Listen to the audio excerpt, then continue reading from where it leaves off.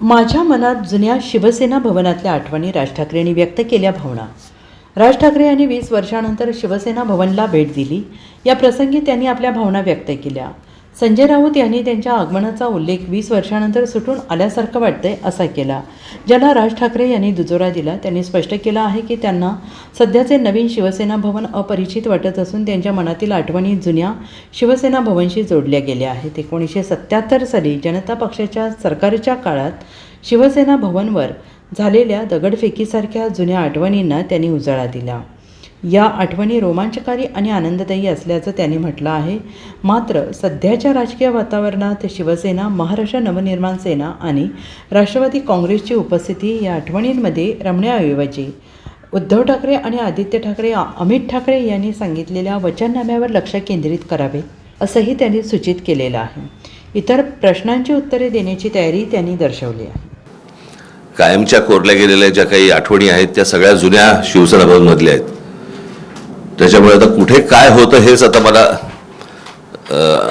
आता समजत नाहीये किंवा कळत नाहीये. पण जुन्या शिवसेना भवनमधल्या आठवणी या खूप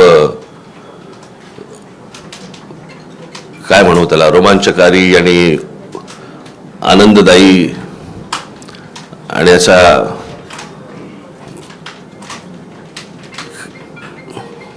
त्या आठवणींना म्हणजे मी तुमच्यावर जर बसलो मी तर इतक्या गोष्टी मला तुम्हाला सांगता येतील पूर्वीपासूनच्या. म्हणजे त्या 77 साली मला असं वाटतं शिवसेना भवन झालं आणि 77 सालीच त्यावेळेला ती जनता पक्षाचं सरकार आलं होतं आणि मग इथून तिकडे ती सभा ह्यांची आटपल्यानंतर इथे शिवसेना भवनवरती दगडफेक झाली होती. त्यावेळेला काय काय झालं तेव्हापासूनच्या त्या सगळ्या जुन्या आठवणी आहेत. पण आता मी त्या आठवणीमध्ये रमत नाही. आज इथे शिवशक्तीचा आज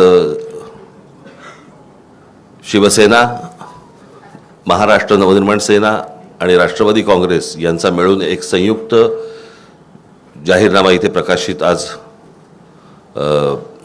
तुमच्यासमोर करत आहोत.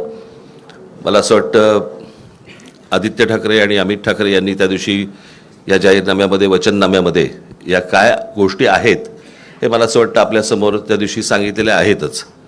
त्याच्यामुळे आता त्याच्यावरती परत किती चर्चा करायची हे मला असं वाटतं आपण त्या गोष्टींचा विचार करावा.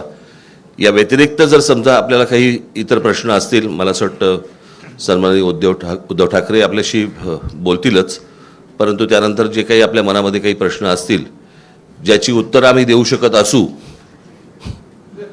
तर आम्ही जरूर देऊ. तर आम्ही जरूर देऊ. धन्यवाद. Bureau report, SBN Marathi, Mumbai.